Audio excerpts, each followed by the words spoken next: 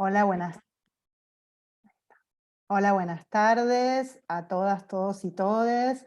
Es un placer para quienes estamos aquí recibirles en este evento, en este segundo ciclo de la iniciativa Géneros y Corrupción en América Latina. Vamos a esperar unos segunditos a que todas las personas se vayan conectando y a partir de ahí empezamos con la presentación de lo que nos convoca el día de hoy, que es el informe Diversidad y Corrupción, la urgencia de visibilizar el impacto diferenciado en personas LGTBIQA+. Así que bueno, esperamos unos segunditos y arrancamos.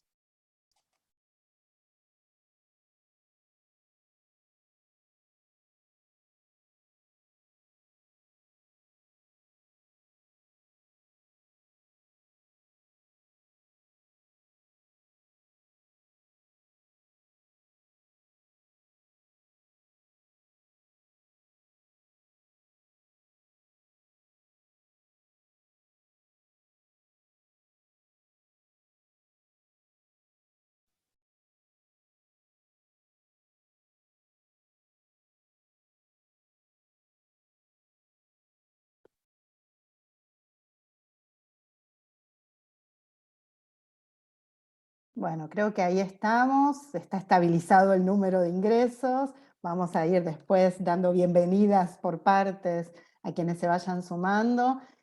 Buenas tardes, buenos días para quienes están en nuestro pasado. Mi nombre es Karina Kalpstrek, soy directora de fortalecimiento institucional de la Fundación Poder Ciudadano, capítulo argentino de Transparencia Internacional.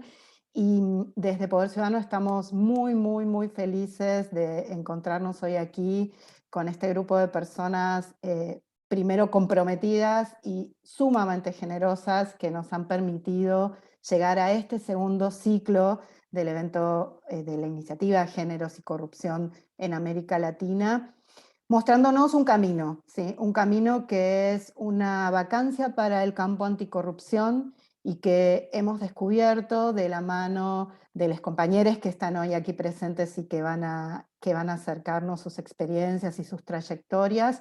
Sabemos que hay una agenda de trabajo muy importante porque, como dice el título de nuestra presentación, del evento y de lo que nos queda por trabajar, tenemos que invisibilizar una conculcación de derechos masiva en nuestra región, donde la corrupción se vuelve una protagonista indeseable, pero que refuerza estructuras de desigualdad y estructuras de exclusión. Y como personas comprometidas con los derechos humanos, como decimos, cualquiera sea nuestra orientación, identidad, color de piel y elección de vida, ¿sí?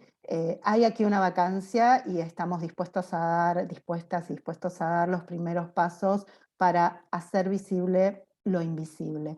Así que con esta pequeña presentación vamos a dar comienzo al evento y vamos a pasarles un pequeño video que concentra nuestras ideas y lo que vamos a compartirles, y después volvemos con la presentación de fondo que va a realizar Andrea Rivas en un ratito. Así que bueno, les invitamos a subir el volumen de sus computadoras, por favor.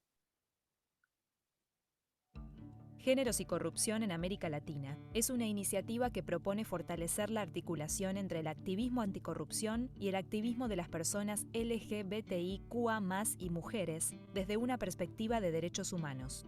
Impulsada por una alianza de organizaciones de la sociedad civil en Argentina, Ecuador, Guatemala y Perú. Podemos explicar que las comunidades LGBTIQA+ denuncian históricamente a la corrupción, pero no son reconocidas como parte de esta lucha. La respuesta, la desigualdad estructural en la que viven. El impacto de la corrupción en personas LGBTIQA+ opera sobre un doble registro de invisibilidad. Son invisibles porque no pueden ejercer plenamente sus derechos, y como no tienen suficiente visibilidad pública, no son tenidas en cuenta a la hora de elaborar políticas públicas de integridad. Visibilizar y abordar la lucha anticorrupción con conciencia y perspectiva transfeminista significa que se tengan en consideración las desigualdades existentes en las que se basan nuestras sociedades, que aún están lejos de incorporar criterios de equidad e igualdad, especialmente para la comunidad LGBTIQA+, que vive las consecuencias y el impacto de estructuras institucionales patriarcales, heterocisnormadas y binarias.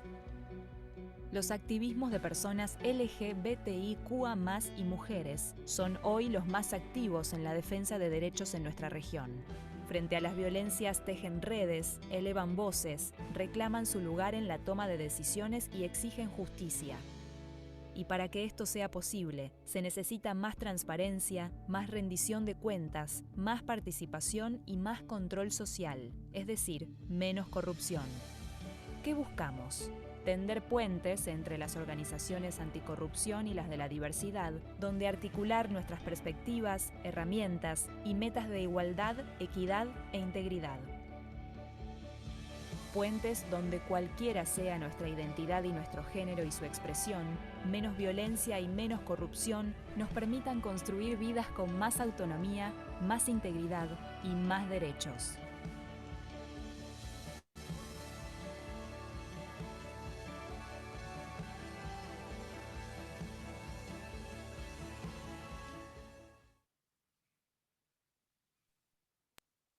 Bueno, habiendo puesto en común la declaración de principios de la iniciativa y de quienes nos acompañan hoy, voy a dar paso a la presentación de Andrea Rivas, que va a ser quien va a llevar la voz cantante en este conversatorio.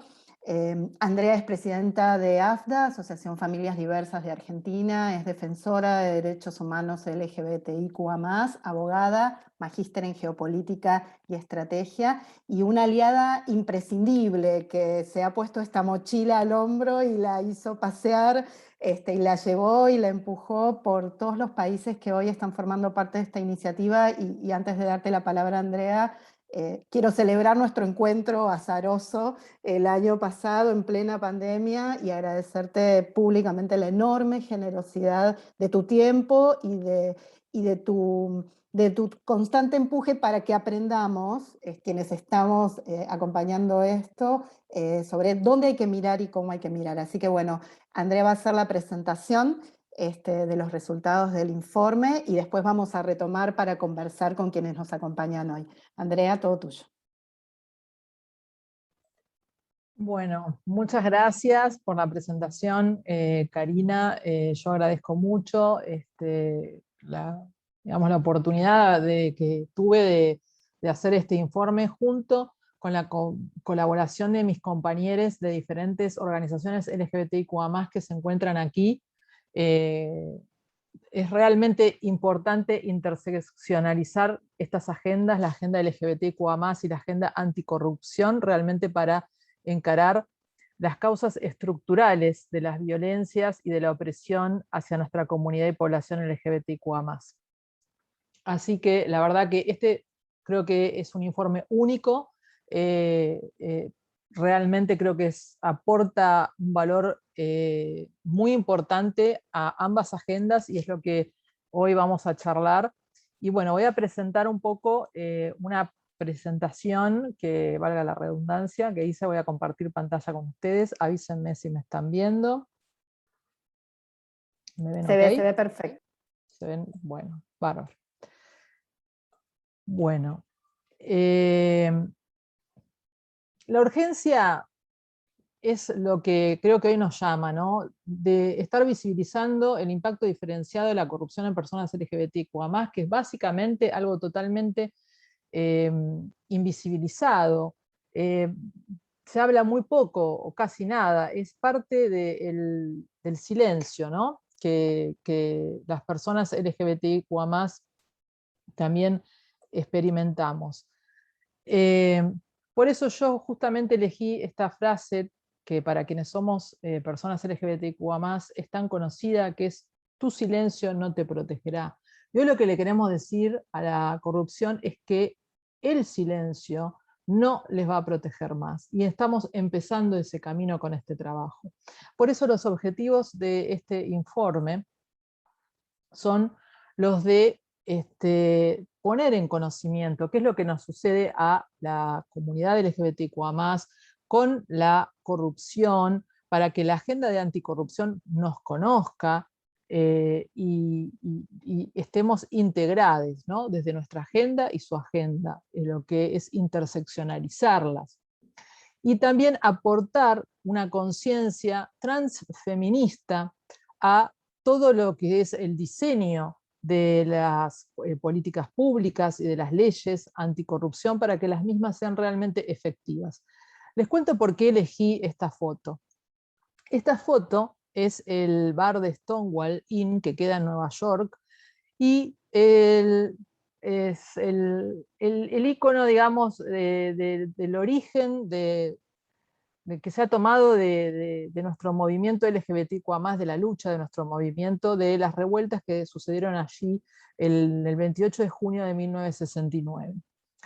Ha quedado como un icono, no únicamente porque haya sido la primera revuelta, porque eso no es así, antes había otras revueltas, sino porque se entiende como el comienzo de nuestra revelación como movimiento, de nuestra rebelión. ¿Y qué es lo que pasó ahí?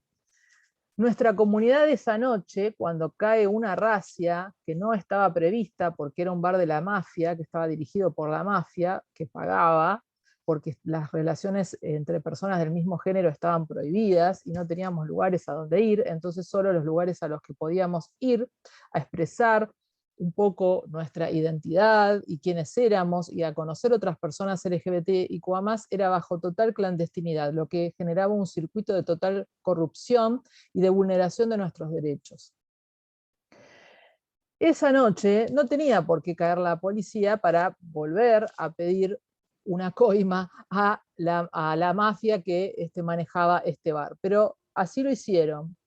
Y para presionar esto, se empezaron a llevar gente del bar presa, arrestada. Entonces es ahí cuando la comunidad LGBTQA+, empieza a pelear en contra de la policía, de los abusos de la policía, en contra de los abusos de la mafia, en contra de la clandestinidad, porque lo primero que establece es resistir frente a estas violencias y estas injusticias.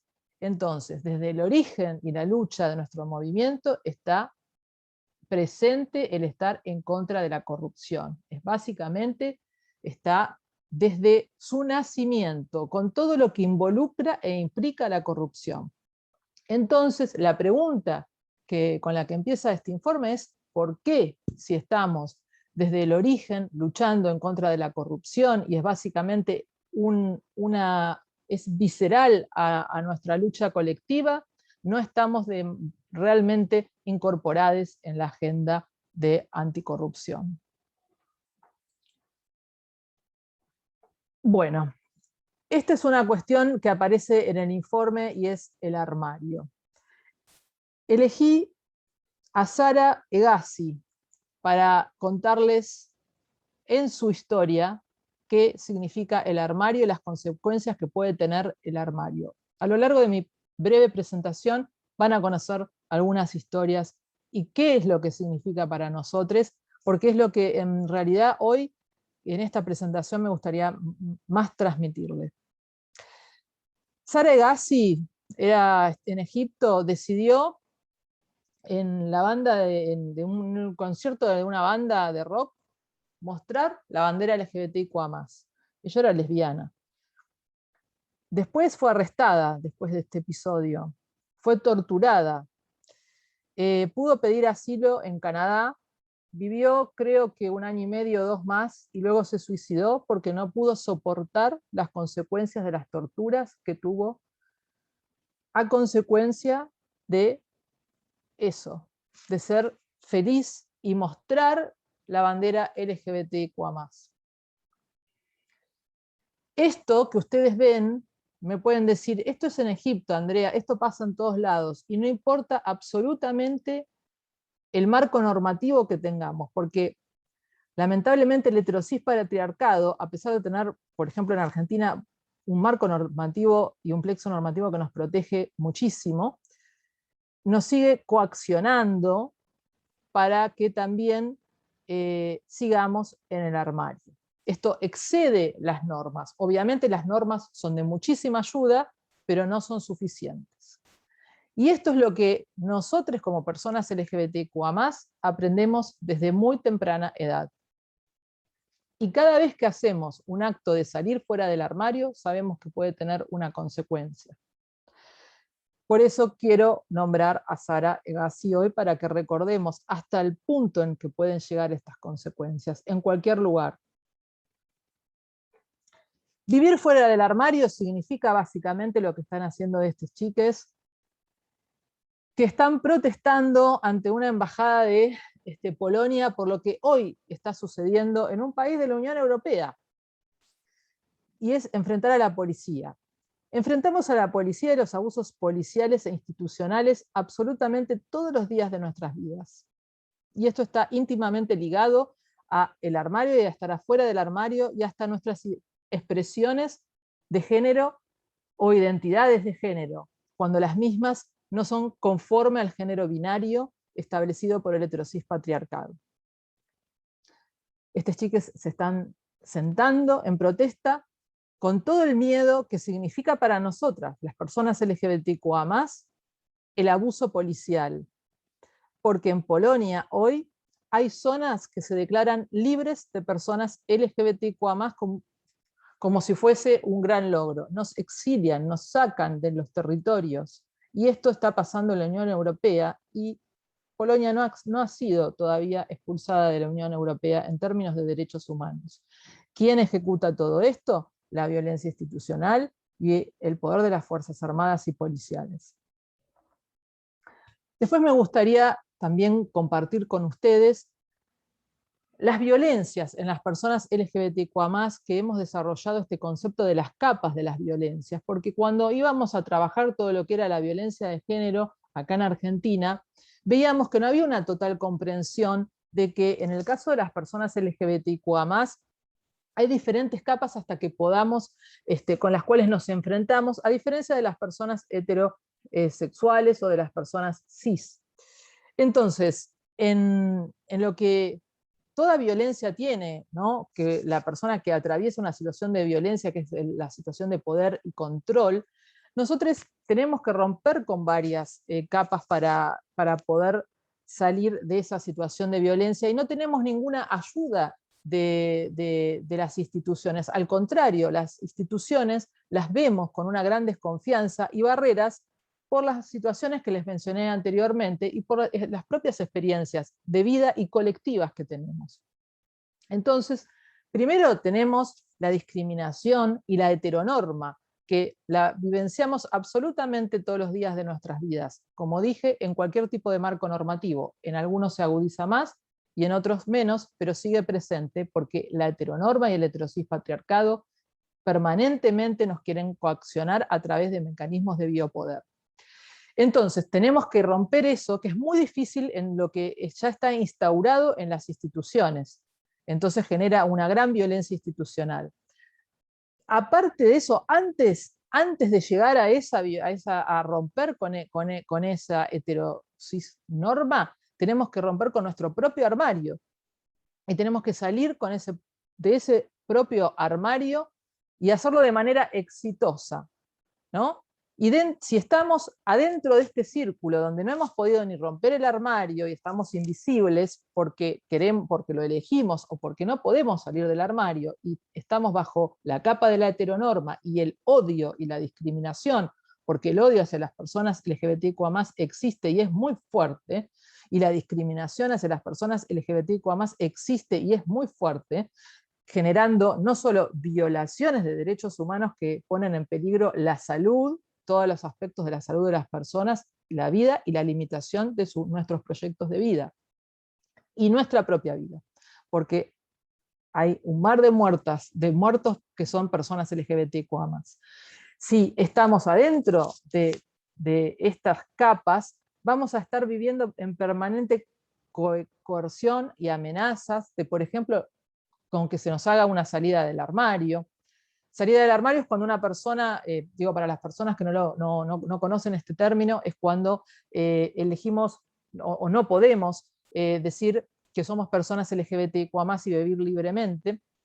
Y entonces esto es usado como una coacción y como una amenaza. Asimismo también es usado como un elemento coercitivo con abusos emocionales sobre nuestra identidad de género, nuestra expresión de género, nuestra orientación sexual. También empiezan las minimizaciones hacia nuestra persona por ocasión de nuestra identidad de género, expresión o orientación sexual. Y también todo esto se refuerza con los estereotipos de género en la intimidación y las violencias, y también en el aislamiento que el armario nos provoca. Estamos soles generalmente cuando estamos en el armario.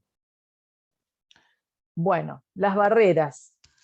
Para no ser tan, como venía muy fuerte todo, elegí un meme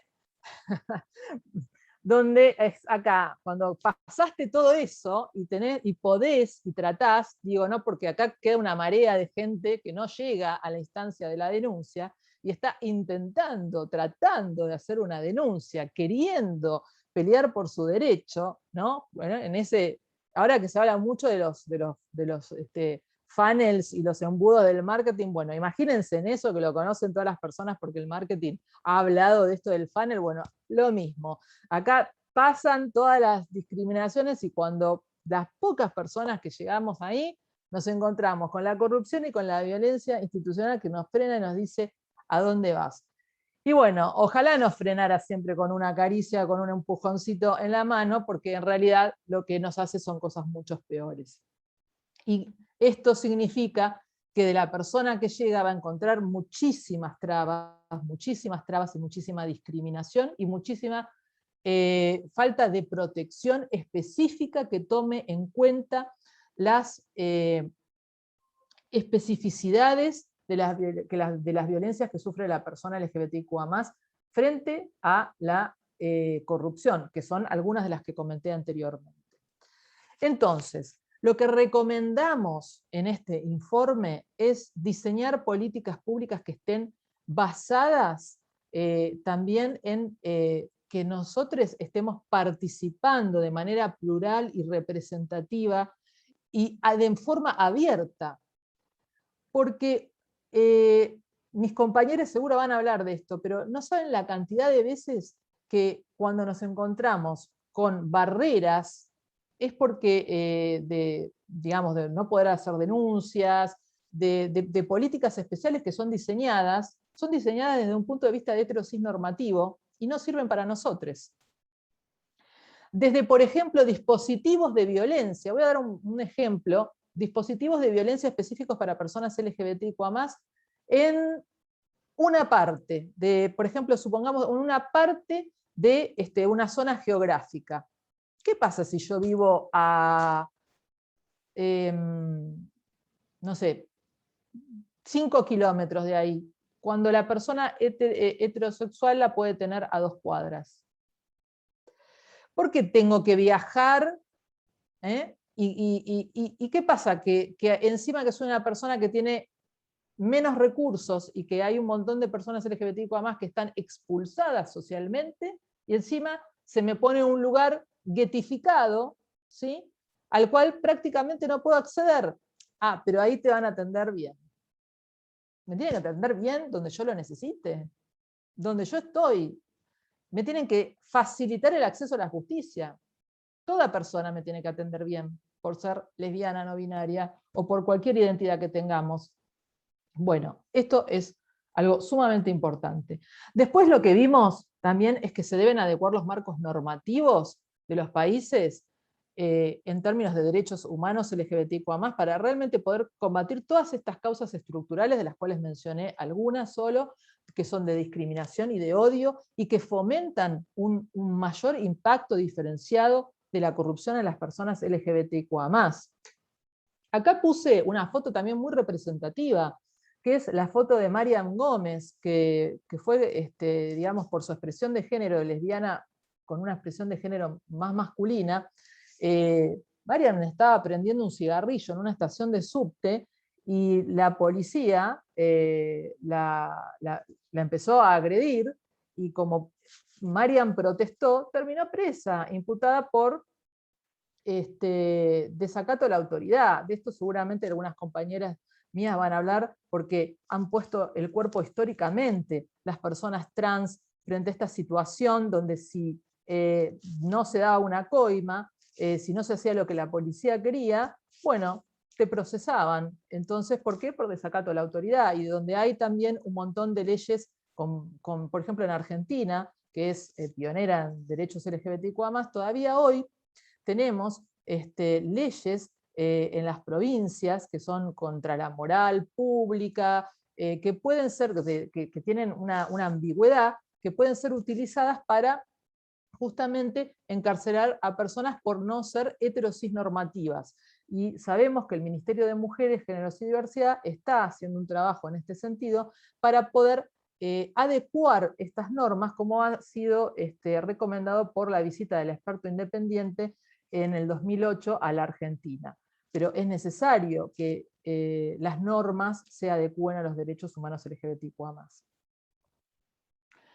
Después, desarrollar políticas de interseccionalidad y transversalización de la agenda de corrupción, esto es básico, y después reformar el sistema de administración de justicia con una perspectiva y conciencia transfeminista. De otra manera no va a ser posible, porque como dije anteriormente, imagínense que generalmente somos los sujetos perseguidos, y cómo podemos confiar en un sistema que sistemáticamente, valga la redundancia, nos persigue y nos encarcela, nos mata, nos viola.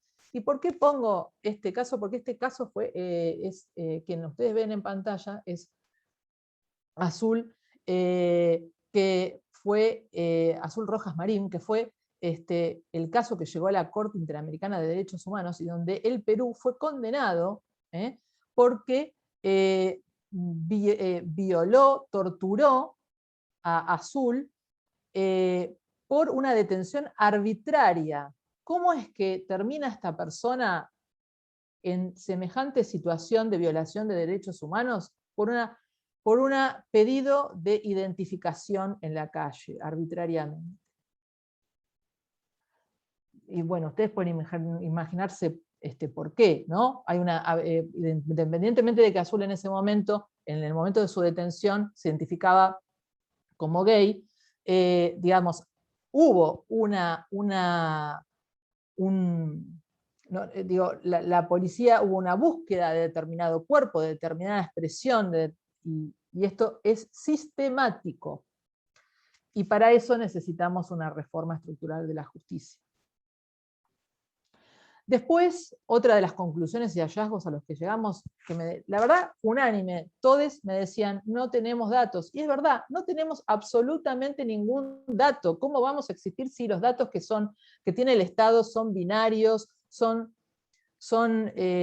cis, no tienen en cuenta nada de lo que nos sucede? Entonces, ¿cómo se puede, lógicamente, diseñar una política pública o saber qué es lo que nos está pasando si no se pueden producir, recolectar, gestionar datos desagregados que sean confiables para nuestra población LGBTIQA+, y para enfrentar lo que le sucede frente a la corrupción?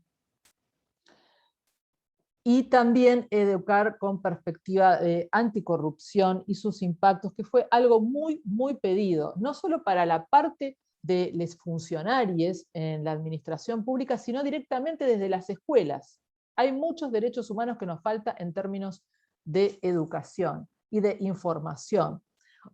Hoy todavía por lo menos en Argentina, y después mis compañeros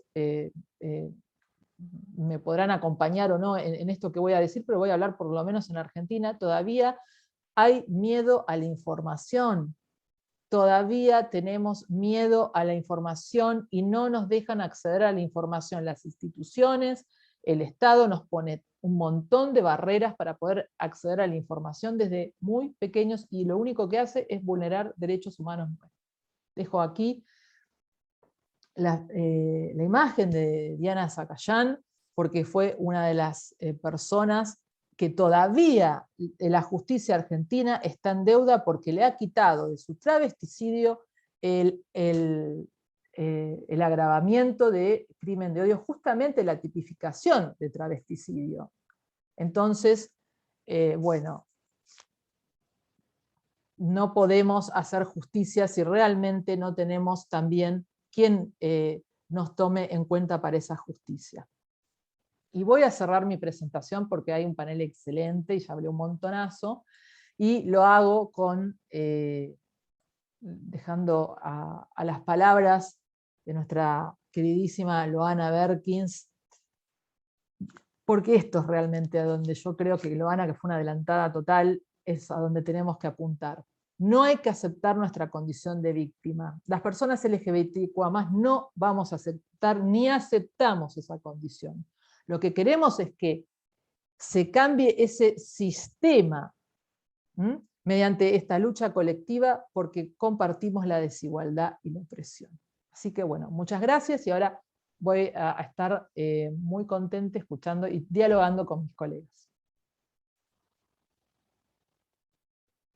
Bueno, muchísimas gracias, Andrea.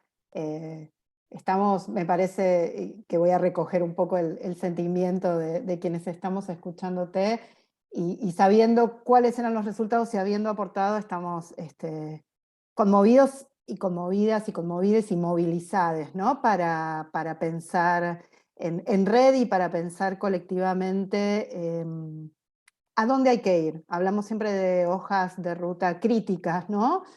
Bueno, estamos, me parece, planteando esos primeros pasos, no solamente en Argentina, sino justamente hemos compartido estos meses de trabajo con compañeros de Ecuador, de Guatemala y de Perú en este caso, y esperamos que esto nos permita ampliar esta mirada, esta manera de pensar, estas metodologías de trabajo para el diagnóstico y la generación de recomendaciones con otros países y con otras organizaciones y colegas que están trabajando y militando cotidianamente desde sus vidas y desde sus compromisos en esta agenda que es más que urgente. Para abrir la parte del conversatorio, bueno, voy a presentar a quienes nos acompañan hoy. Voy a ir en un estrictísimo orden alfabético y después, Andrea, vos vas manejando las intervenciones como quieras. En primer lugar, María Gabriela Alveares, directora de Democracia y Género y cofundadora de Diálogo Diverso de Ecuador. Lía Burbano, directora ejecutiva de Fundación Mujer y Mujer, también de Ecuador. Nos acompaña María Pía Bravo Arenas, que es directora ejecutiva de Presente del Perú. Estamos también con Tatiana Carmona, que es referenta y parte de la Comisión Directiva de Mujeres Trans de Argentina. Nos acompaña Rodrigo Franco, coordinador de Lambda de Guatemala. Alex Hernández Muro, presidenta de Más Igualdad Perú. Y Efraín Soria, que es coordinador de Fundación Ecuatoriana Equidad, también del Ecuador. Bueno, nuevamente, se los dije en la parte técnica y no voy a cansar de decirlo, gracias por la generosidad de acompañarnos y de llevarnos sobre todo a este lugar. Y ahora con Andrea, bueno, van a estar dividiendo preguntas e intercambios, como decíamos antes, con la libertad absoluta de que este espacio es un lugar de construcción de autonomías y de libertades. Así que, André, nuevamente, la batuta es tuya. Bueno, gracias. Yo tengo como un disparador para mis compañeros, para que comiencen a compartirnos sus experiencias y saberes, que es básicamente si nos pueden compartir desde su identidad y también desde su experiencia como defensores, activistas y protagonistas de la sociedad civil de sus países. ¿Cómo ven que se puede aportar, enriquecer la agenda anticorrupción y viceversa, ¿no? Esta interseccionalidad, ¿cómo la podemos lograr? Así que bueno, abro a quien quiera comenzar a dialogar sobre este tema, ¿no?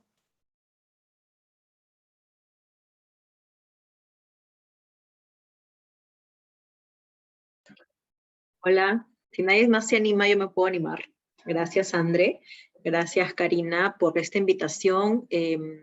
Participar de de ese estudio ha sido bien interesante porque creo que se han planteado preguntas que eran necesario plantearse. No creo que el tema de corrupción en Latinoamérica lo entendemos, lo vivimos, y también en Centroamérica lo comprendemos. Creo que es una cuestión que atraviesa no solamente nuestra vivencia LGBT, sino muchas vivencias, ¿no? Y como mencionaron también al inicio el tema de la interseccionalidad, creo que ahí también atraviesa mucho el tema de corrupción, así que en verdad es una cuestión con la que convivimos, ¿no? Entonces, pensar, ¿no? En esta mezcla entre lo LGBT, el ser disidencia y corrupción, por supuesto que nos empieza a traer ciertos cuestionamientos y ciertas reflexiones, ¿no? En el caso de Perú, y bueno, esta Pía también no me va a dejar mentir, obviamente la corrupción es uno de los temas que como nación, y justo como nación que acaba de cumplir 200 años hace pocas semanas, creo que es un tema que nos toca con mucha fuerza, con mucho dolor también, porque no terminamos de salir, digamos, de crisis de corrupción bastante fuertes. Y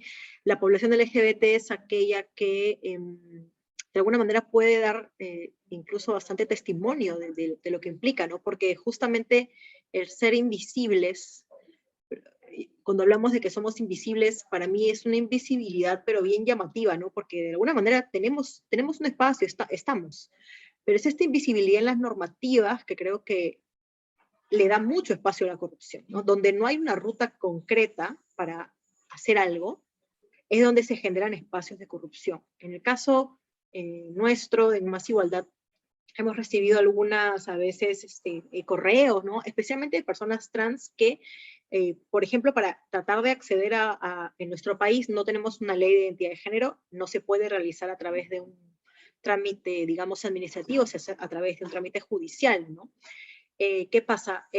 Hay abogados y también, especialmente abogados, ¿no? Que en ese espacio, pues, al saber que las personas trans necesitan hacer un procedimiento y que es muy largo y muy costoso, cobran indebidamente, los han estafado, por ejemplo. ¿Por qué? Porque como no existe esa ruta, les estamos dando espacio a que se aprovechen de personas que ya de por sí, por el propio sistema, como comentaba Andrea al final, ya están en desventaja para poder adquirir un DNI, ¿no? Entonces, creo que ese es uno de los primeros casos que me viene a la mente cuando pensamos en este tema, y es esa invisibilidad que genera espacios para que la corrupción prolifere, ¿no? Porque la corrupción tiene que ver con esa ambigüedad, ¿no? De tener una ruta clara, ¿no? Y obviamente con un seguimiento que ya de repente del lado más estatal se puede dar. Entonces, esa es una primera reflexión que yo tengo.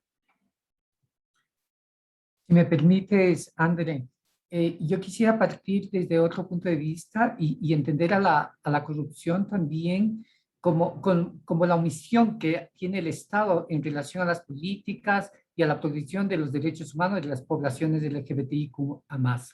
Y yo tengo unos datos que están vigentes, yo creo que todavía, a pesar de que obedecen al año 2014, pero por ejemplo un estudio que se hizo desde ONUCIDE y con el Banco Mundial nos habla de que la omisión o los efectos de la homofobia, mejor dicho, afectan con una pérdida de 119.000 millones de dólares, 119.000 millones de dólares del Producto Interno Bruto a nivel mundial. Y en el caso de América Latina, eso se traduce a 8.000 millones del Producto Interno Bruto. Y eso solo significa que el Estado no ha cumplido con su rol de protección, de tutor de los derechos de las comunidades LGBTI, y que se pierden estos valores, y no solamente en términos financieros, sino que se traducen en pérdida de vidas, en vida de las personas. Por ejemplo, otro informe nos indica que la esperanza de vida de las personas trans es de 35 años en la región de América Latina. Eso significa que, por ejemplo, si yo fuera una persona trans, habría muerto ya hace muchos años, porque justamente existe esa falta de apoyo de parte de las políticas públicas que invisibilizan las necesidades y que no atienden los reclamos que hacen las comunidades, en el mejor de los casos cuando se los hace, porque hay totalmente una ausencia total de estas políticas. En el caso del Ecuador particularmente, podríamos decir que tenemos casi un 100% de igualdad formal, esa igualdad que que se regula a través de normativas, principios constitucionales, leyes, tenemos el Código Integral Penal que sancionan los delitos de odio, etcétera, etcétera. Pero esta no ha sido traducida en política y normativa secundaria, entonces no tenemos manuales, protocolos, procedimientos establecidos que permitan la restitución de estos derechos. Y si comparamos con la igualdad material, que significa en cambio el día a día de cómo las personas pueden gozar y utilizar sus derechos, pues la brecha sigue siendo inmensa. Es decir, en el Ecuador vamos a cumplir en pocos meses 24 años de haber despenalizado la homosexualidad. Acabamos de cumplir hace poco 2 años de la aprobación del matrimonio civil entre personas del mismo sexo, pero los crímenes que se cometen a las personas de las comunidades LGBTI que se quedan en la impunidad siguen siendo altos. ¿Sí? Tenemos una serie de compañeras trans femeninas fundamentalmente que han sido asesinadas, que se quedan en la impunidad. Tenemos ausencia total de los procesos de políticas para prevenir el bullying homofóbico en las escuelas, en los colegios, para proteger el lugar de trabajo, para la seguridad pública mismo. Para nadie es extraño, estamos viviendo todavía los efectos de una pandemia que ha obligado a que muchas personas de las comunidades LGBTI desnuden sus realidades. Desnuden sus realidades, personas que se dedicaban al trabajo sexual de la noche a la mañana se quedaron sin el sustento, sin tener la capacidad de poder generar los recursos para sus necesidades básicas y que el Estado prácticamente se lavó las manos porque no hizo absolutamente nada para cambiar esa realidad. Entonces, creo que en el caso de América Latina, la corrupción tiene que ver mucho con el tema de esta omisión que tienen los estados. Y esa omisión es formal por un lado, y esa es esa homofobia institucionalizada de falta de políticas, y por otro lado también es una omisión que tiene que ver con que los movimientos sociales a veces no han sido lo suficientemente también solidarios con nuestras causas. Y esa es una problemática porque vemos que se necesita también movilizar al resto de la ciudadanía para cambiar estas percepciones. No puede ser, estamos en un momento en que la sociedad, el mundo, ciencia y tecnología nos obliga a trabajar conjuntamente. Creo que también necesitamos entender que la corrupción no viene solamente desde los gobiernos locales, nacionales, estatales, sino también que está presente en la ausencia de la sociedad civil, en otros espacios, en otros sectores, y que necesitamos movilizarlos para cambiar esa realidad. Hasta ahí mi comentario. Cambio. Bueno, muchas gracias, Efraín. Yo tengo anotades a Gabriela, Pía, Rodrigo, Lía y después Tatiana. Así que le cedo la palabra a Gabriela. Bueno, mi querida André, muchísimas gracias. Saludos desde Quito, Ecuador, desde la organización Diálogo Diverso. Qué emoción encontrarnos en este momento. Recuerden, y para quienes nos están acompañando, este reto tan bonito y tan necesario que se ha planteado, se inició cuando estábamos en confinamiento, en época de pandemia. Y claro, en época de pandemia nos dimos cuenta que de crisis sanitaria se pasó a crisis humanitaria y se evidenció dolorosamente, lastimosamente en los países de toda nuestra región que teníamos otra pandemia llamada corrupción. Diálogo Diverso lanza en el año 2020 desde su área de democracia y de género el programa de prevención de la corrupción como forma de violencia.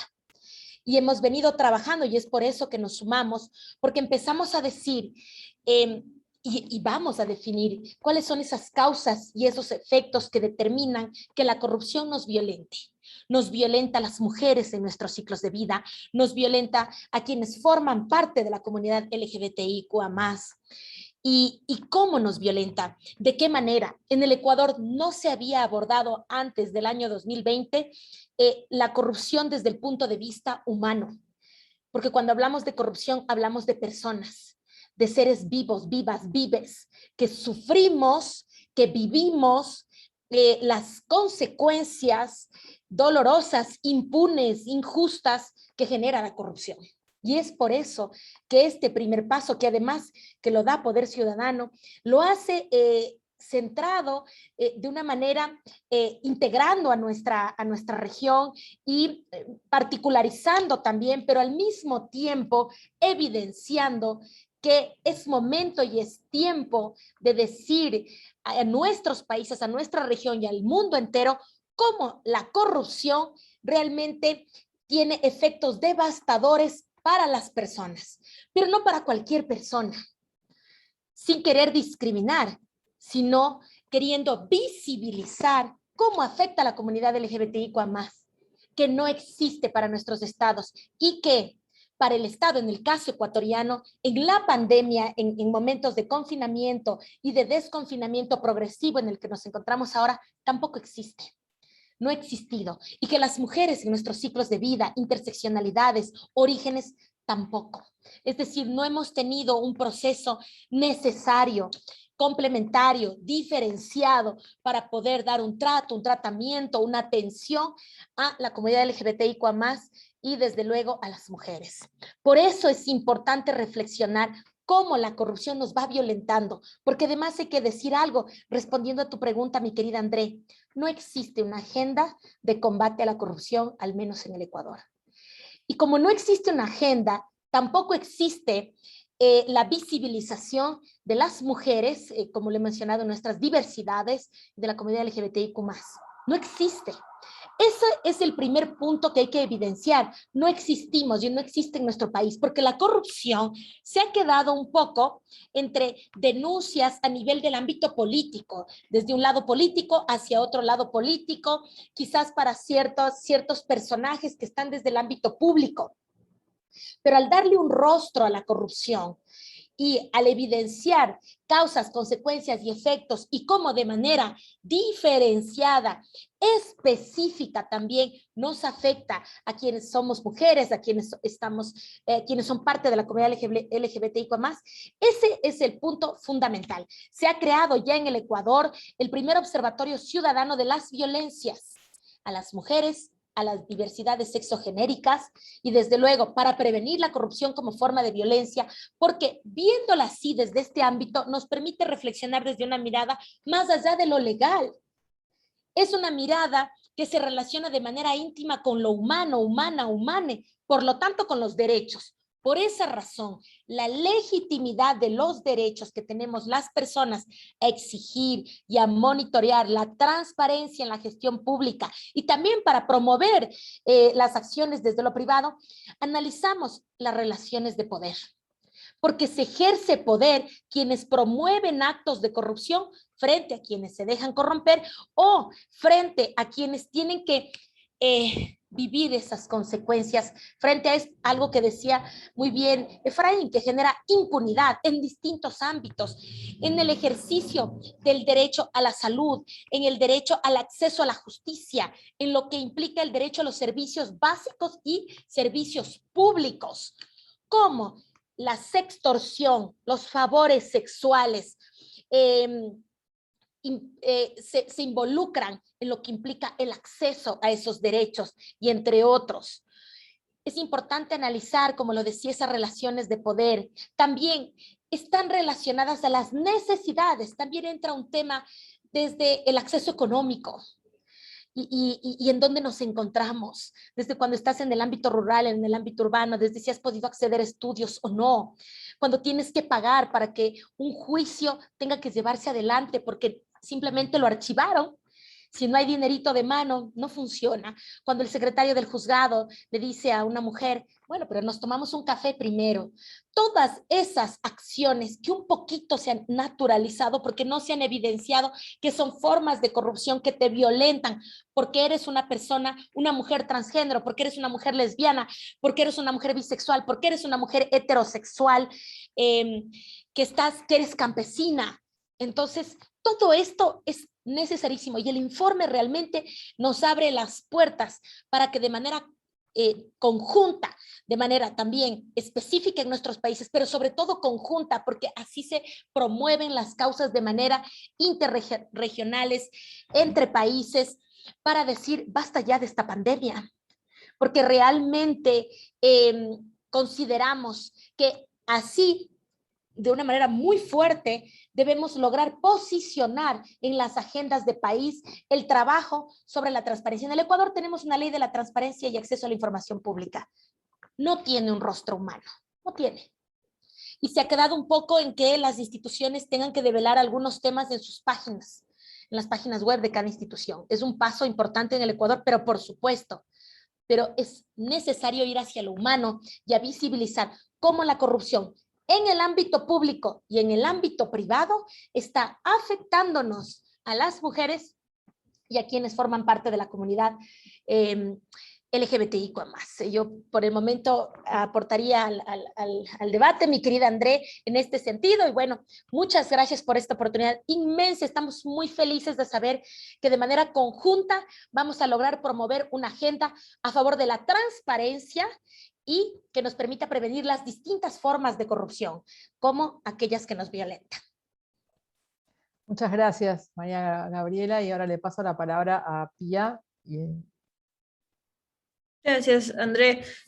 También creo que me sumo a los agradecimientos, me sumo a la emoción en realidad de poder plantear a nivel región esta conversación y esta, esperemos, agenda que se pueda aplicar en cada uno de los países, porque sí, como bien mencionaban mis compañeras, compañeros y compañeres antes, la falta de una agenda y de realmente poder entender y poder tener un consenso sobre qué es corrupción más allá de esta concepción trivial que se tiene de aquellos reportajes que salen cada cierto tiempo de un político que le dio plata a otro y hasta ahí nos quedamos en la concepción de corrupción, pero no realmente podemos hacer un análisis más profundo con respecto a las violencias que puede generar directamente en poblaciones vulnerables el hecho de la corrupción y realmente el darle carta blanca a algunos y algunas funcionarios y funcionarias para que puedan violentar de la manera en que mejor les parezca a distintas poblaciones vulnerables, más y específicamente hablando de las personas LGBTIQ+,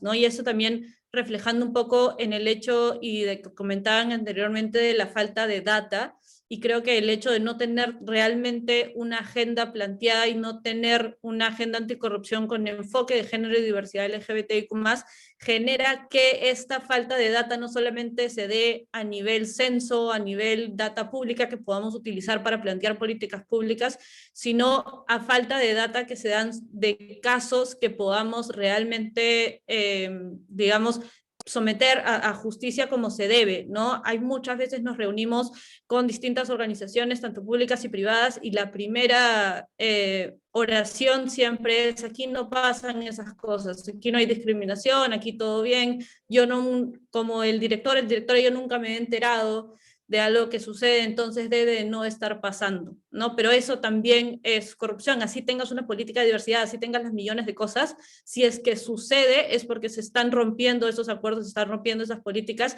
y es ahí también donde tenemos que darle un análisis. No creo que visibilizar dentro de las instituciones públicas y privadas el hecho de poder tener estos casos y poder tener este seguimiento, sobre todo a que se generen, ¿no? Aquí en Perú hubo también, y volviendo al tema de la pandemia que comentaban, ese tema del pico y género horrible, que solamente hombres podían salir un día a la calle y mujeres podían salir otro día a la calle con esta perspectiva súper binaria y violenta, y ahí también se generaron muchos casos de corrupción y violencia, ¿no? La Policía Nacional tenía literalmente carta blanca para decidir quién le parecía hombre y mujer y qué podía hacer al respecto y cómo podía castigar esta transversión del hecho de poder salir el día con el que las personas que se identificaban, ¿no? Que fue súper violento, sobre todo para personas trans, y creo que valdría la pena regresar también y hacer especialmente visible que esto no solamente se da a nivel país, no solamente se da a nivel de aquellos grandes escándalos de corrupción que vemos en las noticias, sino se da también dentro de nuestras propias instituciones, viéndonos primero interiormente a cada una de las organizaciones, teniendo en cuenta las organizaciones de la sociedad civil también, pero poder también considerar que dentro de instituciones, empresas, organismos públicos, cada una de las instituciones tiene que ver realmente con sus trabajadores, trabajadoras, cómo realmente se da el tema y qué realmente se está haciendo para hacerle seguimiento, y que ninguna de las personas que trabaja para las instituciones pueda aprovechar su situación de poder para algún tipo de de aprovechamiento personal que puede finalmente tener algún tipo de corrupción de por medio, ¿no? Creo que hasta ahí iría mi aporte. Me felicito nuevamente del espacio, el informe ha sido súper interesante. Bueno, muchas gracias, Pía. Y le paso la palabra a Rodrigo, y después va a Lía y después Tatiana. Bueno, muchas gracias por la invitación y la verdad es que igual me uno a los agradecimientos por parte de Poder Ciudadano. Yo creo que el tema es bastante interesante. Aquí en Guatemala puedo decir que no hay ninguna organización de sociedad civil que obviamente aborde el tema de corrupción con una interseccionalidad de diversidad sexual e identidad de género, lo cual creo que es bastante importante esta iniciativa. Yo considero que la invisibilidad de la comunidad dentro de la lucha anticorrupción genera un impacto en lo que significa ser democrático, ¿verdad? Ya que debido a que existen poblaciones invisibles, eso significa que hay menos ojos que estén vigilando al Estado, ¿verdad? Que estén vigilando el actuar estatal. Y debido a que existe una violencia institucional, pues obviamente eso provoca disincentivos a que la comunidad pues obviamente participe en la cosa pública, no participe de una manera activa haciendo auditoría social, buscando información. Les comento una anécdota. Pues mi trabajo aquí en Lambda desde Guatemala es documentar las muertes violentas que han sucedido en contra de la comunidad LGBTQ más aquí. En Guatemala en este año llevamos 19 documentadas, la mayoría de mujeres trans y hombres gays, y obviamente mi trabajo es darle seguimiento a toda la cadena de justicia, ¿verdad? Desde jueces hasta fiscales, y pues ya hemos estado recibiendo amenazas diciéndonos, miren, paren de investigar, ¿no? Paren de buscar ese tipo de información. Entonces, obviamente eso provoca miedo, provoca a que pues obviamente nosotros dejemos de fiscalizar al sistema de justicia. Sin embargo, también quisiera pues aportar otra perspectiva que aquí, al menos en Guatemala, se ha dado, que es el tema de que la cultura de corrupción necesita mantener el status quo, ¿no? Necesita al menos tener una parte de la ciudadanía que apoye o que tolere la corrupción. Y aquí en Guatemala se ha utilizado las causas LGBTIQ+ como una forma de sostener ese status quo, ¿no?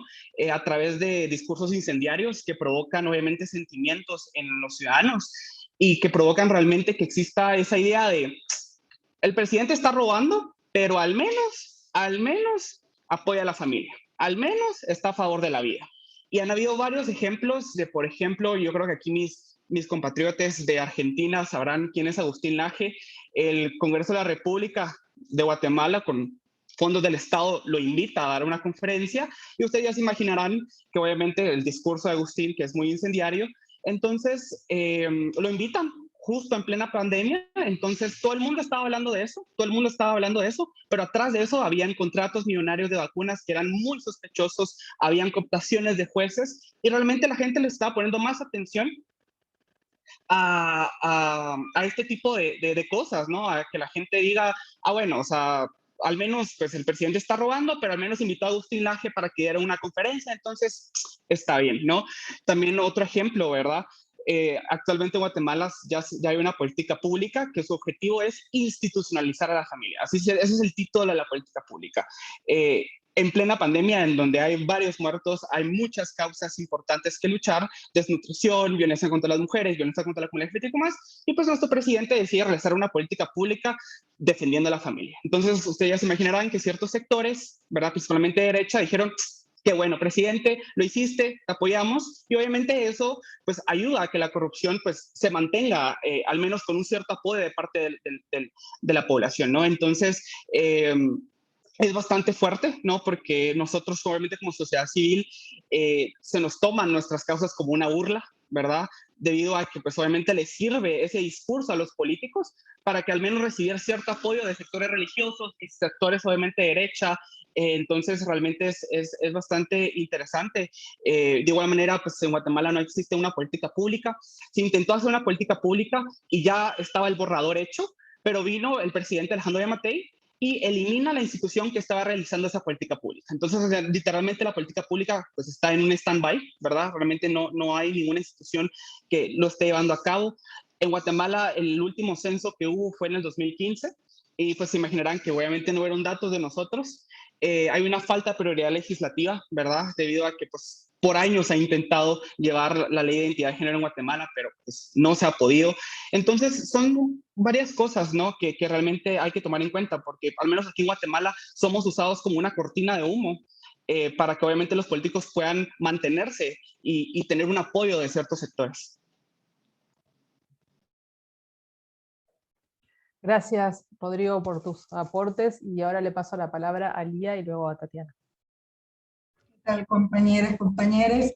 Un gusto. En primer lugar, muchísimas gracias por esta invitación y lo que significa abordar un tema de tal relevancia, bastante nuevo, no el tema como tal, sino el enfoque del tema es absolutamente nuevo, pionero, de ahí las felicitaciones más sentidas y el agradecimiento, reitero, a Afda, Andrea, en la persona de Andrea, por habernos permitido involucrarnos activamente en este proceso, ¿no? Y yo me voy por la línea de Rodrigo para responder tu pregunta, Andrea.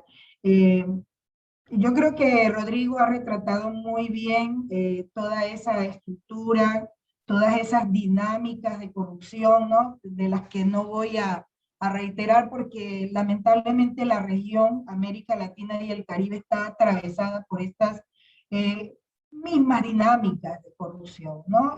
Prácticamente son bastante similares, con unos bemoles más menos por aquí, pero en realidad, y para retratarlo, pues podemos hacer una revisión bastante rápida durante el contexto de la pandemia, y veremos que los escándalos con las vacunas han sido pues muy sonados en muchos de nuestros países, ¿no? Entonces, en este sentido, realmente hay una situación que es sumamente grave, lo decía Alexandra, es un tema que duele mucho, a mí me molesta mucho, ¿no? Yo soy docente en mi práctica profesional, ya no ejerzo actualmente, pero ejercí por cerca de 22 años, y uno de los temas, y lo comentaba cuando me estaban entrevistando, justamente Andrea, recordarás, cuál era mi percepción particular respecto a este tema, ¿no? Para mí, y yo creo que lo primero habría que hacer, y ya entrando en respuesta a la pregunta, es esta, ¿no? Como docente, más que como activista, considero que el tema debe ser abordado, evidentemente, desde las aulas educativas, ¿no? Aquí hay una responsabilidad que es estatal, por supuesto, ¿no? En primer lugar, esa es una responsabilidad constitucional, incluso en nuestro país, porque se habla de un sistema nacional anticorrupción en Ecuador, pero en las aulas educativas, las docentes y los docentes deben también asumir esa bandera, ¿no? de lucha contra todo acto de corrupción, desde los pequeños actos hasta los grandes actos, que deben ser utilizados como formas para educar a una nueva ciudadanía, un nuevo ser humano, una nueva mujer, a un nuevo hombre, a un nuevo ser, ¿no? Naturalmente no voy a hablar en este momento del abordaje de la familia, que sería como lo ideal, cualesquiera que sea nuestro formato de familia, ¿no? Pero es justamente las formas como están estructuradas, jerarquizadas, estos conceptos o estas miradas de familia, lo que no permite tampoco un abordaje del tema ya al interior de estos núcleos familiares. Entonces yo me permito hablar desde donde podemos incidir, y podemos incidir en el ámbito educativo, no solo como docentes, sino también como activistas, y ahí vendría mi segundo punto, ¿no? Es que el activismo LGBTIQ+, en la región, con algunas excepciones, por favor, y quiero eso indicarlo. Efraín hablaba de una igualdad formal en el Ecuador de muy ambiciosa y optimistamente casi el 100%, yo discrepo ligeramente con eso. Tenemos un marco normativo favorable en el Ecuador que, en comparación con muchos países de la región, somos una envidia, no poco más, y nos parecemos a Argentina ya en la cantidad de derechos favorables, pero de ahí a que eso sea una realidad, como ya lo planteó también Efraín, hay una brecha enorme, no es tal cual cosa, ¿no? Sin embargo, es cierto que existe ese marco normativo favorable, y eso ha permitido que el activismo LGBTIQ+ en el país pase de una lucha meramente reivindicativa a una lucha un poco más politizada de nuestros activismos, ¿no? Y yo creo que eso es importante, que los colectivos, las organizaciones podamos hacer ese salto significativo. ¿Para qué? Para que asumamos con responsabilidad también nuestro rol dentro de la ciudadanía, ¿no? Se habla, y es un cuestionamiento que se hace a nivel regional, sobre la limitación de nuestra presencia en los espacios de participación. Acá en Ecuador se habla del debilitamiento y total destrucción del tejido social, del movimiento social en el país. Ciertamente sucedió, pero también podemos hablar de que algunos colectivos, o quizás en algún momento nos hemos acomodado, porque hemos visto cómo se va generando ese marco normativo y dependiendo de en qué postura política, soy anti tal cosa o pro tal cosa, ¿no? Por poder dar un ejemplo, soy pro Lazo, soy anti Lazo, actualmente, y dependiendo de eso, si soy pro gobierno, me instalo en mi escritorio y entonces mi lucha, mi activismo está bastante sesgado. Y no me importa las políticas que esté tomando tal o cual gobierno. Yo creo que también hay que hacer un llamado de atención frente a eso, ¿no? La postura que tomamos quienes estamos al frente de las organizaciones sociales, o los que estamos, las que estamos en la lucha por la defensa de los derechos humanos, no debemos tomar partidos políticos. No debemos estar a favor o en contra de tal o cual gobierno. Nuestra postura debe ser a favor de la ciudadanía, a favor de la verdad, a favor de la justicia. Y yo creo que ahí sí hay que hacer como un ejercicio de mucha introspección, y vendría mi tercera parte de la respuesta, ¿no? ¿Cómo podemos hacer esa intersección realmente? ¿Cómo podemos articular el asunto? Más allá de simplemente visibilizarlo en una agenda, poder implementarlo, por ejemplo, en el ámbito educativo, politizar más nuestros activismos, nuestras militancias. Yo creo que hay que realmente hacer presencia y no esperar que esa presencia sea a través de una invitación formal. Los activistas, las activistas LGBTIQ+, debemos construir nuestras propias agendas, y esas agendas deben tener también un enfoque, una mirada diferencial para abordar el tema de la corrupción, incluso dentro de nuestros mismos espacios. ¿Y por qué? Y con esto cierro. Porque la corrupción no es un tema, y lo dije en la entrevista mía, ¿verdad? No es un tema que está solamente arriba. Eso es lo que nos escandaliza, ¿verdad? Y lo vemos como espectadores y lo normalizamos. Pero el problema es que la corrupción también es un tema de cotidianidades y que atraviesa nuestra vida en el día a día, y que solo nos molesta cuando nos toca el bolsillo a nosotros. Como activistas creo yo que tenemos una enorme responsabilidad con esto. Parte de nuestra lucha, sí, es confrontarnos con esas políticas de desatención, con esas necropolíticas de estos gobiernos neoliberales, ciertamente, pero que también tenemos que comenzar a construir nuevas relaciones, a comenzar a articular entre nosotros, los activistas, nuevas formas de relacionamiento que permitan transparentarnos entre nosotros los procesos que tenemos, y ser capaces de sentarnos en una mesa para poder implementar agendas, protocolos y normas que sí las hay, pero que no las ponemos en marcha porque o yo participo en eso y tú no me invitas a esto, y este tipo de divisiones y prácticas terminan siendo también muy violentas para con la sociedad. ¿Y con qué se queda la gente? Se queda con eso. Se queda con eso, ¿no? Ah, es que se pelean mucho, es que también hay corrupción ahí, es que se roban todo. Entonces también la ciudadanía, nuestra gente, nos está viendo. Somos parte también de estas estructuras, y yo creo que hay que dar el paso, y por eso, y reitero mis felicitaciones, yo creo que contar con un instrumento, una agenda, va a permitir, o por lo menos nos va a obligar, Andrés y compañeros, nos va a obligar a hablar del tema, que yo creo que eso es importantísimo y quizás uno de los grandes resultados de esta investigación. Gracias.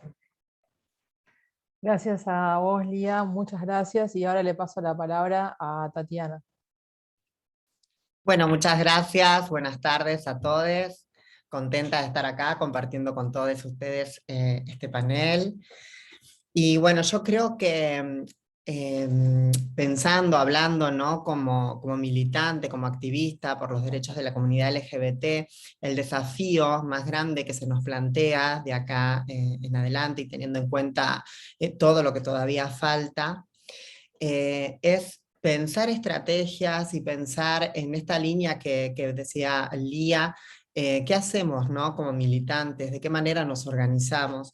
Nosotros tenemos experiencias hermosísimas, maravillosas en Argentina de la conquista de derechos, ¿no? Que son el resultado de esto, de la organización, de pensarnos como sujetos de derechos, como el Estado que nos ha dado siempre la espalda, o cuando no nos ha dado la espalda, lo que ha hecho es perseguirnos, hostigarnos, criminalizarnos, patologizarnos, ¿verdad? Entonces digo, aprovechar cuando tenemos organismos o sectores que son aliados nuestros, aprovechar eso, aprovechar cuando tenemos en la administración del Estado estados que tienen perspectiva de derecho, porque somos nosotros quienes mejor conocemos nuestras particularidades, nuestras intersecciones, y somos nosotros quienes podemos dar cuenta, no solo por lo que sabemos, por lo que nos cuentan, por lo que vemos en nuestra militancia, en nuestra cotidianidad, sino también porque hemos sufrido todo eso, y somos nosotros quienes debemos tener en cuenta, y son nuestras voces quienes deben ser escuchadas a la hora de diseñar políticas. Porque si las políticas están diseñadas con perspectiva quizás sí de género, pero no con perspectiva LGBTIQA+, quizás no logre ser lo suficientemente buena y efectiva, ¿no? Entonces es ahí donde nosotros tenemos que levantar la mano y decir, nos parece que esto habría que plantearlo de otra manera o encararlo de otra forma. Y así se van logrando cosas, y por supuesto que esto es un proceso que es de a poco. Nosotros en Argentina tenemos un marco jurídico que la verdad que sí, que es de vanguardia a nivel internacional, pero eso de ninguna manera nos garantiza el poder hacer uso de esos derechos y de vivirlos plenamente, ¿no? El ejercicio de derechos, sino que ese es un punto de partida, y ese tiene que ser el punto de partida para decir, yo cuento con estos derechos, yo soy una ciudadana, este es mi derecho, por lo tanto se debe respetar. Y me parece que ahí es el rol fundamental que tenemos como militantes y como activistas, de poder tanto empoderar a nuestra comunidad en cuanto a sus derechos, y también hablar en cada espacio que podamos, dar cuenta de todo esto y de lo importante que es tener una perspectiva de diversidad LGBTIQA+, y, y seguir reforzando las experiencias que ya venimos teniendo. En Argentina, en 2019, se crea el Ministerio de las Mujeres, Géneros y Diversidad. Dentro de su órbita hay una subsecretaría que lo que hace es focalizar e implementar las políticas hacia nuestra comunidad. Y también tiene una coordinación de violencia que ha trabajado muchísimo y que trabaja muchísimo por estas cuestiones de la corrupción, ¿no? Y sin embargo, todavía hay 17 provincias y la Ciudad Autónoma de Buenos Aires que sigue criminalizando y que sigue violentando y sigue ejerciendo esta corrupción, más que nada para las compañeras, les compañeros que están ofreciendo sexo a cambio de dinero, que están en situación de prostitución o que ejercen el trabajo sexual.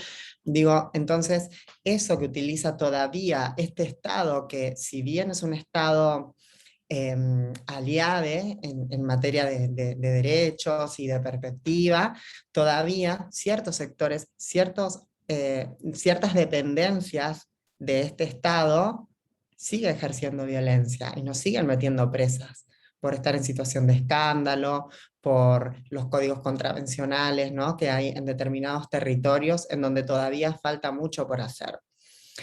Después, por ejemplo, utilizan estos códigos, utilizan leyes como excusa para poder apartarnos de esos lugares y de esos espacios públicos en donde estamos presentes. Porque todavía, aunque tenemos una ley de cupo e inclusión laboral travesti trans, los lugares que seguimos ocupando son los lugares históricos, que es la calle, es la noche, es la clandestinidad.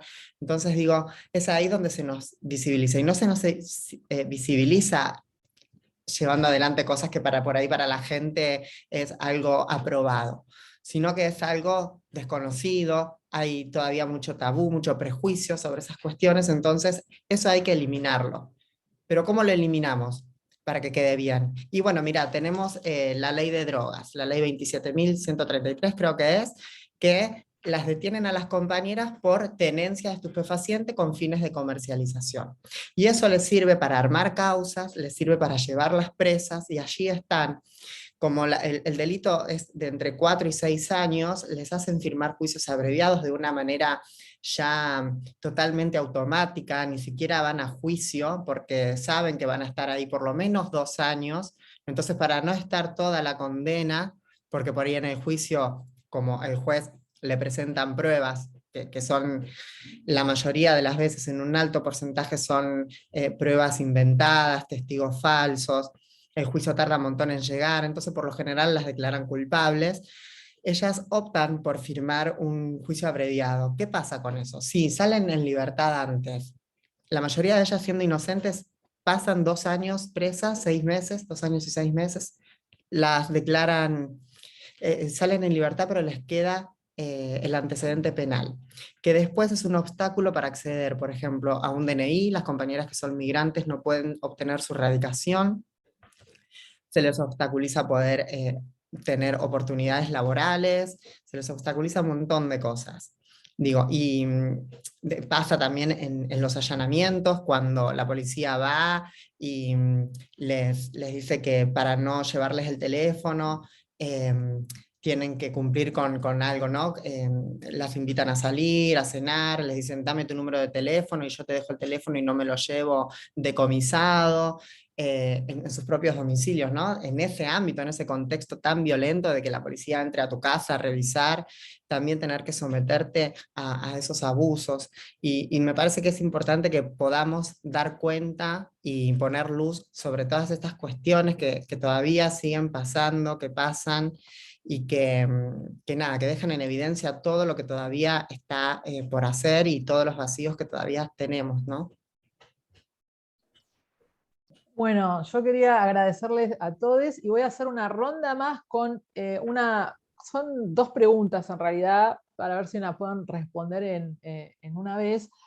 Que, primero, destacar que el panel tiene una variedad muy grande de identidades. O sea, acá tenemos identidades no binarias, mujeres bisexuales, lesbianas, mujeres trans, hombres gay.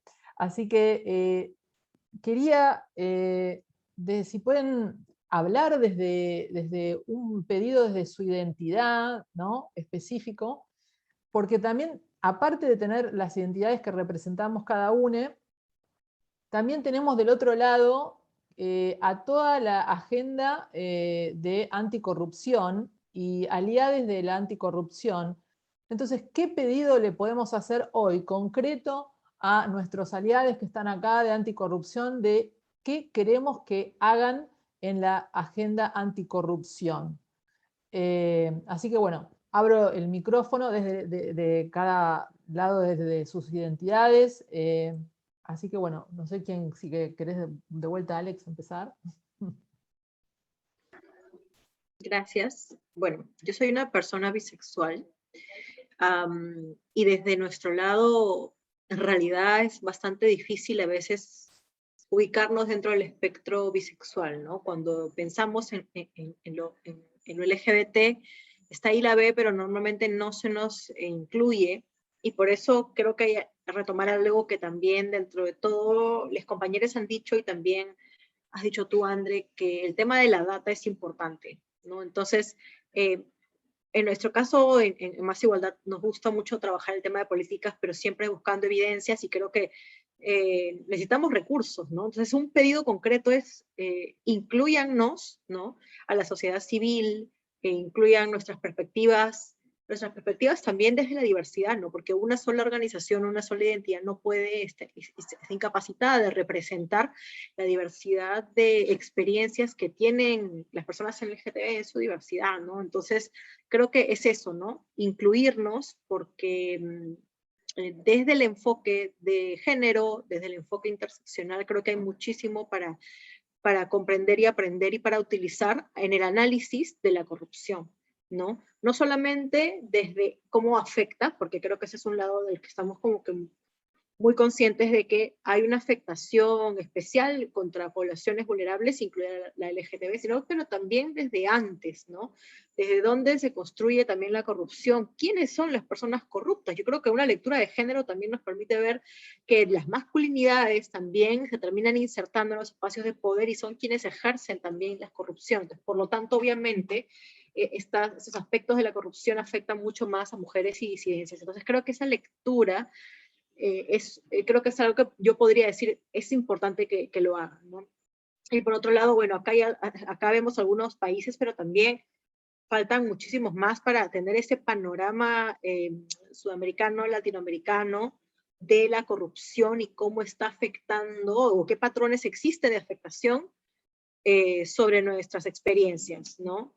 Y bueno, para seguir un poco de lo que han dicho mis compañeros, creo que el tema de evidencias es importante. Las organizaciones a veces no contamos con recursos para tener algún tipo de evidencia, recoger o sistematizar las experiencias de corrupción. En el caso de Más Igualdad hicimos un estudio el año pasado sobre comportamiento electoral, pero nos dio algunas luces, ¿no? Sobre cómo nos relacionamos con las instituciones, ¿no? Y efectivamente, como lo mencionó André, el tema de la poca confianza, o sea, la institución que salió como que en la que menos tiene confianza las personas LGTB eran las Fuerzas Armadas y la policía, por obvias razones, ¿no? Son quienes muchas veces como una cacería, ¿no? Ha sido en su momento, en los 80s, 90s, y ahora, de todas maneras, las detenciones arbitrarias, esto del pico y género que dijo Pía, o sea, que se dio en varios países, eran excusas para que las Fuerzas Armadas o la policía puedan detener con alguna excusa a personas LGBT, ¿no? A través de la lectura de su expresión de género, ¿no? Como en el caso que mencionó André de Azul Marín, ¿no? Que es peruana, y de muchas personas que son detenidas arbitrariamente, especialmente personas trans, en la calle se les pide una identificación y como no se ven en la foto como lo que espera el policía, pues tienen la excusa de la detención y de vulnerar sus derechos, y ahí están los espacios de corrupción bastante claros, ¿no? Entonces, encontramos que estas Fuerzas Armadas y Policía, las fuerzas del orden, son en quienes menos confían, pero también en quienes confían más las personas LGBT, salió que en las organizaciones LGBT. Entonces, si somos las organizaciones, esos espacios de atención, de escucha, de confianza, entonces quienes trabajan el tema corrupción, ¿no? Las organizaciones que trabajan y también las instituciones deben saber que tienen que estar de la mano con las organizaciones LGBT para poder hacer un trabajo adecuado, y es a través de nuestras organizaciones que se puede llegar también a las personas y a conocer sus experiencias. Así que creo que esa data que encontramos puede ayudar un poco a desengranar qué hacer, porque la pregunta creo que es qué hacemos con la corrupción y qué empezamos a plantear como forma de enfrentarla, ¿no? Y bueno, eso, ¿no? Que creo que las experiencias llegan a nosotros, no las podemos sistematizar por un tema de recursos, pero que definitivamente vamos a estar ahí para responder ante cualquier necesidad que nazca de sociedad civil, que nazca de sectores del Estado, porque básicamente ese es nuestro trabajo, ¿no? Eso, gracias. Gracias, Alex. Tiene la mano levantada Efraín, te paso la palabra. Muchísimas gracias. A ver, yo tengo dos cosas que creo que nos ayudarían a reflexionar sobre la pregunta que planteas. La primera sobre el tema desde el lugar en que se hace la enunciación, ¿no? Digamos, desde yo como un hombre gay, como un hombre nacido en una ciudad, educado, con título universitario, es decir, con ciertos privilegios. Y yo creo que eso es muy importante, tomar en cuenta que no todas las personas cuentan con esas características, sino que hay una serie de interseccionalidades que también están afectando y que son producto también y afectan y exponen más a que las personas sean víctimas de una corrupción y de una omisión.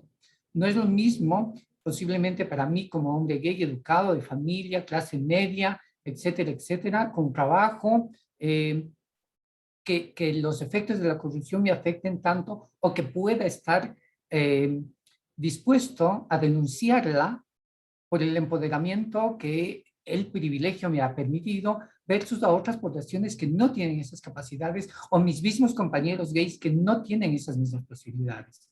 Entonces creo que es muy importante también el momento de plantearnos estas reflexiones, entender esta serie de interseccionalidades, como es el tema del género, como es la situación socioeconómica, como es la misma clase, como es el racismo en poblaciones o en regiones como en América Latina, como es el tema de la edad también, ¿no? Aquí, por ejemplo, tenemos una ley que permite el cambio de género, pero que desconoce a los niños, niñas y adolescentes trans, que no se les permite ese cambio. Entonces, no se está hablando de las personas LGBT, adultas mayores, que no sabemos dónde están, entonces necesitamos todavía generar muchísimo más información, sacar información sobre esas situaciones.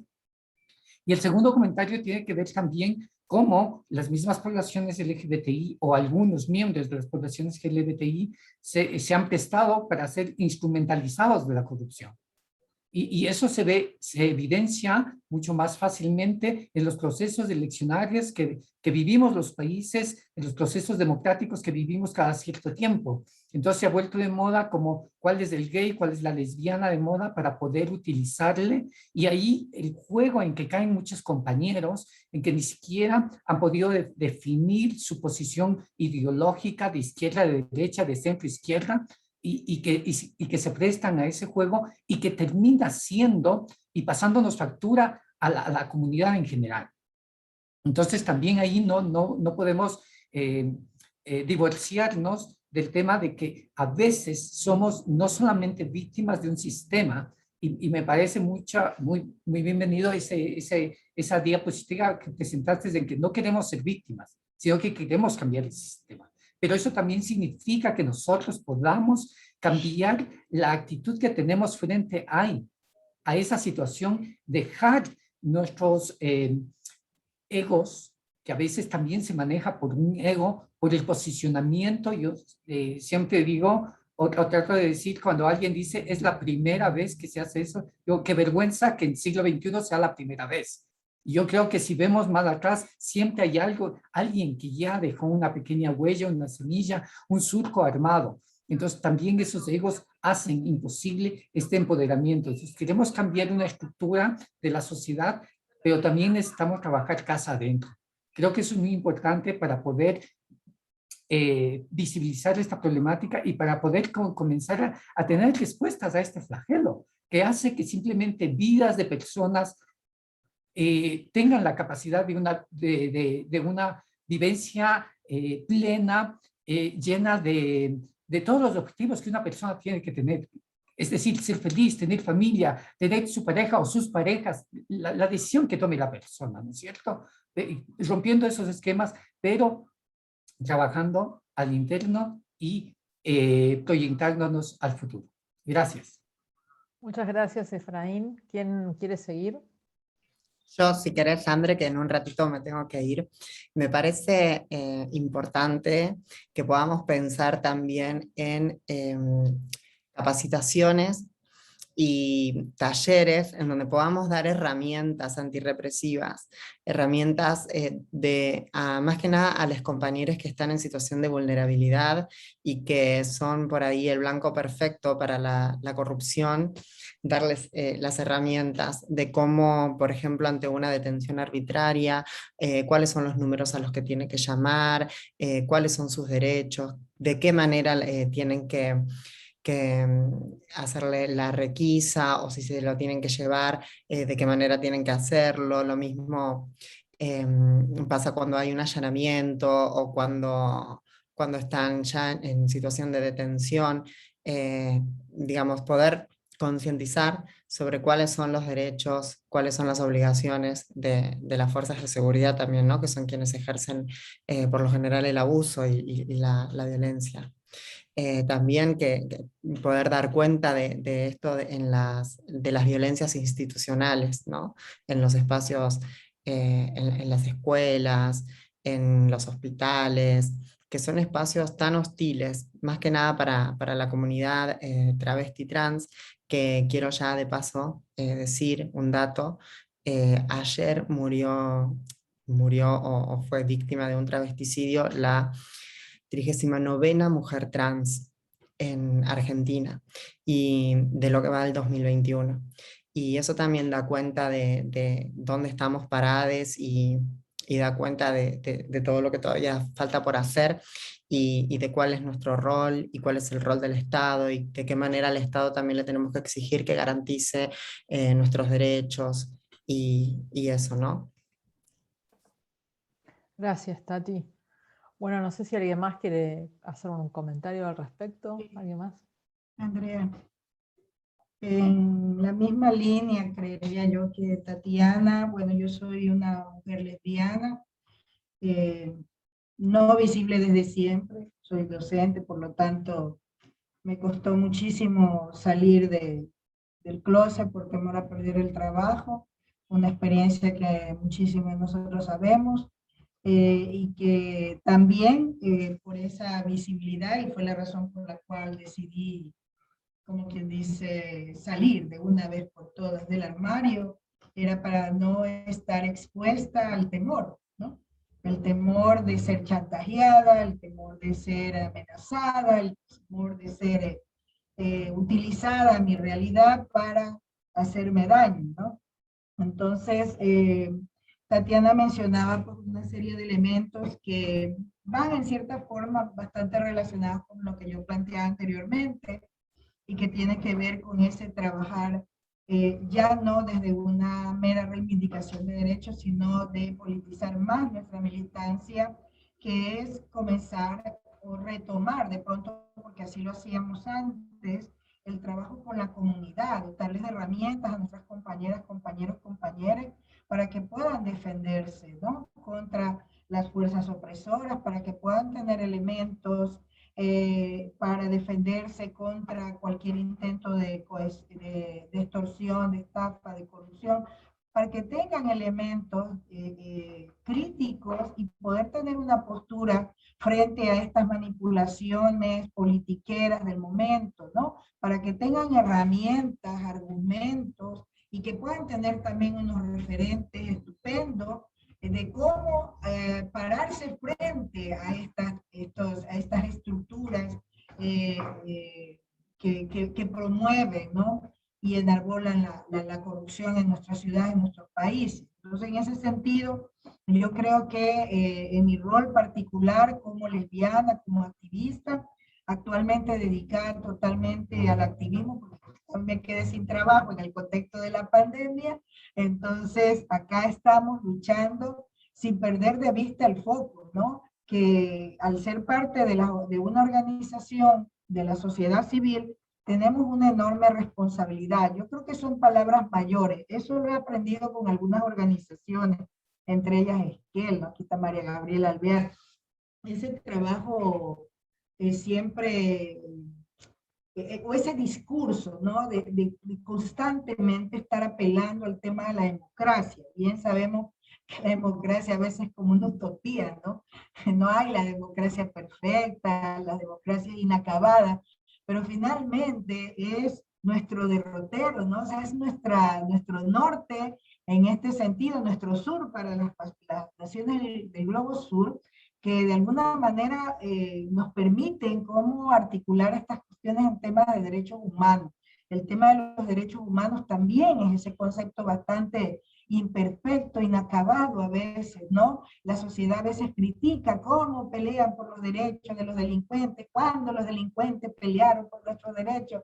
Entonces también hay mucho cuestionamiento, es bastante intenso a veces, pero entonces ahí es donde nuestro trabajo es de extrema importancia, es brindar estas herramientas como mencionaba Tatiana, herramientas así, concretas, que puedan realmente hacer la diferencia. En este sentido, desde acá, desde este rinconcito del Ecuador, que es Guayaquil, pues es lo que hacemos en la organización, tratar de brindar esas herramientas, a veces haciendo esos esfuerzos como los hace Ale, ¿no? Intentando generar información estratégica, conocimiento, sin dinero, ¿no? Pero ahí estamos porque creemos que el conocimiento es importante. Lo que no se nombra no existe. Una máxima que hemos repetido las lesbianas desde siempre y que hoy es más importante que nunca. Gracias, Andrea. Gracias, muchas gracias, Lía. Le paso la palabra rápidamente a María Gabriela y después a Pía. Y cierro yo brevemente porque hay que pasarle la palabra a Karina. Bueno, muchas gracias. Gracias, mi André querida, y decir que, bueno, todo un orgullo compartir con Perú, Argentina, Guatemala, mis colegas de Ecuador y de otros países también que se han sumado. Nos está saludando la Unión Latinoamericana de Ciegos en el chat también. Saludos también desde Ecuador. Y bueno, decirles que debería tener una agenda. Bueno, hay que construir la agenda. Y claro, los 4 elementos de la promoción de derechos. Es necesarísimo la investigación, la educación, la comunicación de alto impacto y educomunicación y la incidencia. Hay que saber qué implica la integridad y todos los principios, qué implica la corrupción y toda la normativa que en cada país y los instrumentos internacionales que hacen referencia específicamente a temas de corrupción, a temas de transparencia, a temas de integridad. Y claro, temas de honestidad son valores, la integridad, la transparencia, todo eso tienen normativas y la corrupción también es necesarísimo, pero sobre todo tiene que tener enfoques.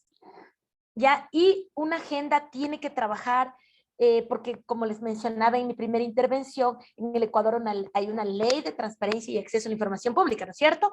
Pero hemos descuidado la parte privada. Entonces, hay que trabajar tanto en el sector público, porque está debidamente normado en el Ecuador, en el Código Orgánico Integral Penal, y están tipificados los delitos de cohecho, nepotismo, enriquecimiento ilícito, entre otros. Entonces, hay que educar mucho a la ciudadanía, hay que educar también al sector público, pero tener enfoques, como lo hemos trabajado el día de hoy. Es necesarísimo porque visibiliza a las personas que afecta directamente las causas y consecuencias de la corrupción.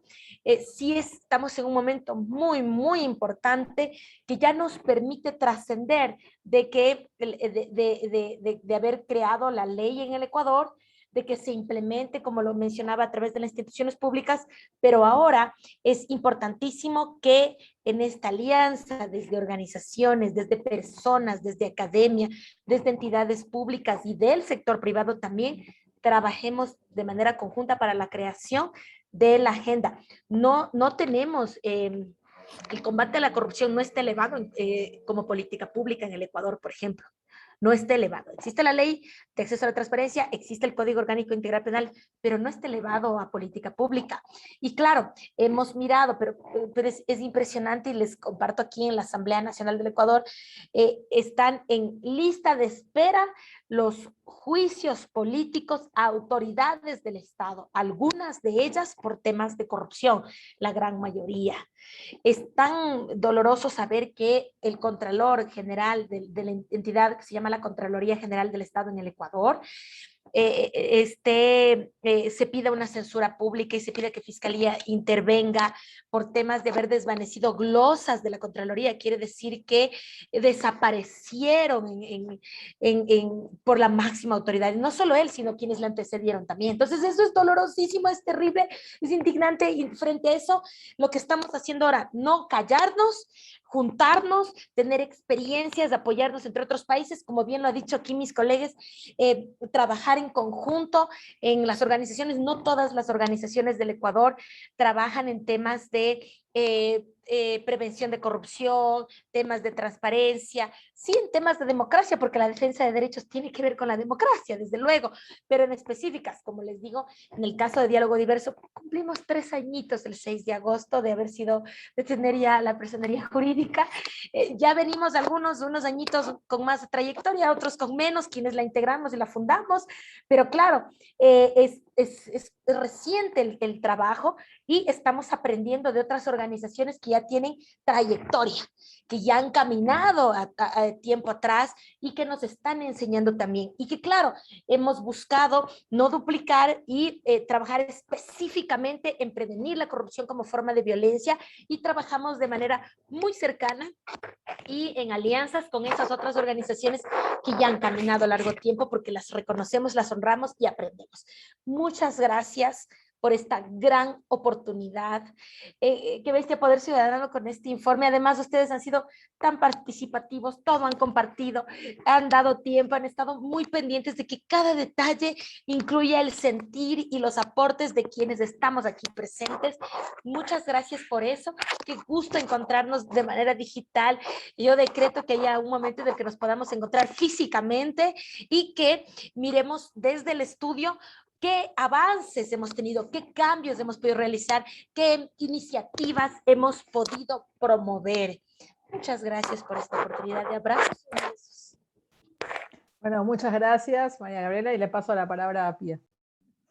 Gracias, gracias André. Yo voy a ser súper puntual por temas de tiempo. En realidad me sumo por supuesto a las felicitaciones y a los agradecimientos, pero desde el presente siempre hablamos que hay que comenzar desde nosotros mismos, ¿no? Y si tengo que hablar directamente con las agendas y organizaciones anticorrupción y asociaciones directamente anticorrupción, diría que un poco mi recomendación sería mirar al costado, ¿no? Si es que en nuestros directorios, en nuestras mesas, no hay ninguna persona abiertamente LGBTIQ+, puede haber uno de dos problemas, o nuestros procesos de reclutamiento, selección, nuestros círculos no están dejándonos entrar, o una de las más probables, hay alguien LGBTIQ+, que no se siente en la libertad de ser libre dentro de nuestro espacio.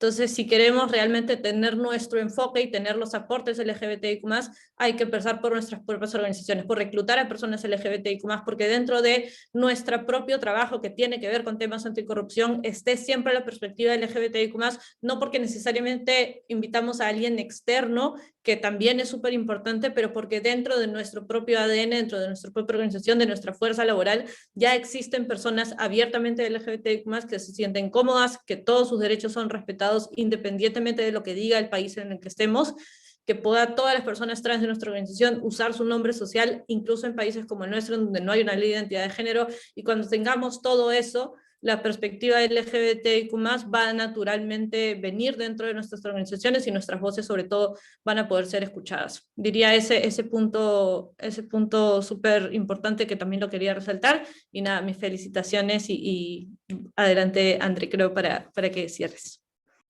Bueno, muchas gracias. Yo hago un aporte súper breve desde mi identidad no binaria, y ya te paso, Karina, y sé que estamos súper ahí con el horario.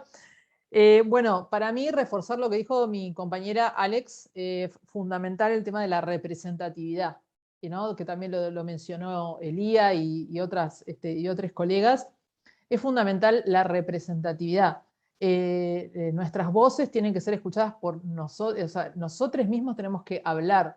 Y en este sentido, cualquier agenda, cualquier otra agenda, en el caso que ustedes trabajan la anticorrupción, es no reproducir estereotipos binarios y heterocisnormativos, y sobre todo no tutelarnos. No necesitamos la tutela, porque hay generalmente una percepción desde la heterocisnorma y una imposición de que somos personas que necesitamos estar tuteladas desde la heterocisnorma. Entonces desde ahí es como las políticas que se diseñan para las niñas, que tienen la autonomía progresiva de derechos, y a nosotros nos ponen más o menos ahí.